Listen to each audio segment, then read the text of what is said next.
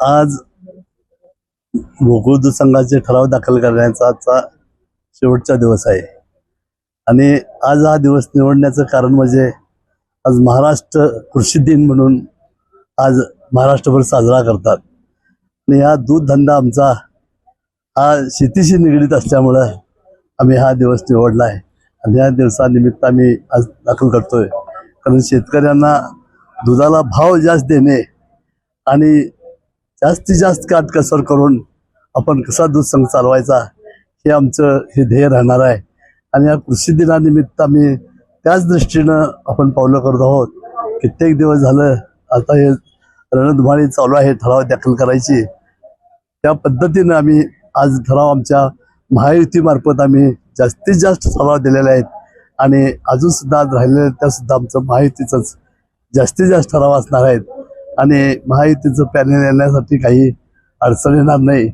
गेले अनुभव आम्हाला सर्व जुन्या मंडळींना अनुभव जास्तीत जास्त अनुभव आहेत. आम्हाला सुरुवातीपासून काय करायला पाहिजे काय केलं आणि ह्या दृष्टीनं आम्ही त्या कृषी दिनाचं औचित्य साधून आम्ही शेतकऱ्यांना निश्चितपणानं न्याय देऊ, दुधाला भाव जास्त देऊ आणि पशुखाद्याचं दर आम्ही कसं नियंत्रण ठेवता येतील या दृष्टीनं आमचं सर्व प्रयत्न राहणार आहोत आणि त्या दृष्टीनं जास्तीत जास्त शेतकऱ्यांना आम्ही मदत करण्याचं ध्येय आमचं आहे.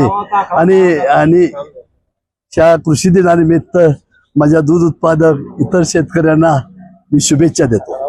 पाटील म्हणले की 7-12 गोकुळचं 7-12 नाव ठेवायचं असेल तर गोकुळ दूध संघ टिकवला पाहिजे, नाहीतर अमूलकडे जाईल असं. नाही अमूलकडे काय जात नाही, आम्ही अमूलकडे जाऊ देत नाही.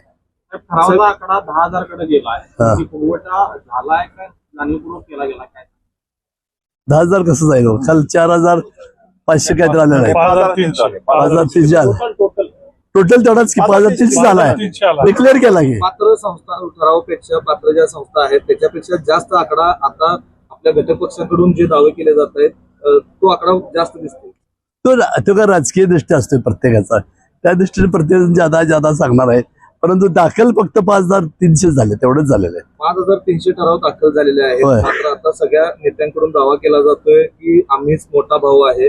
मात्र ह्या ठरावांचा मतदानामध्ये पारदर्शकपणा दिसेल का किंवा मतदानामध्ये त्याचं रूपांतर होईल? पारदर्शक होणार की कारभार आणि इलेक्शन सुद्धा पारदर्शक होणार आहे आणि जास्तीत जास्त मतानं हे आमच्या महायुतीची आघाडी निवडून येणार आहे. कारण हसन मुश्रीफ साहेब म्हणले त्यांच्या ठरावावेळी की मोठा भाऊ म्हणून राष्ट्रवादी आम्ही राहू, धनंजय माडिक परवा दिवशी म्हणले मोठा भाऊ आम्ही राहू भाजप.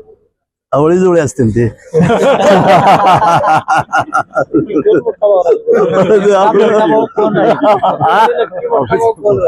आवळीजवळी. महायुतीमध्ये मोठा भाऊ कोण राहील?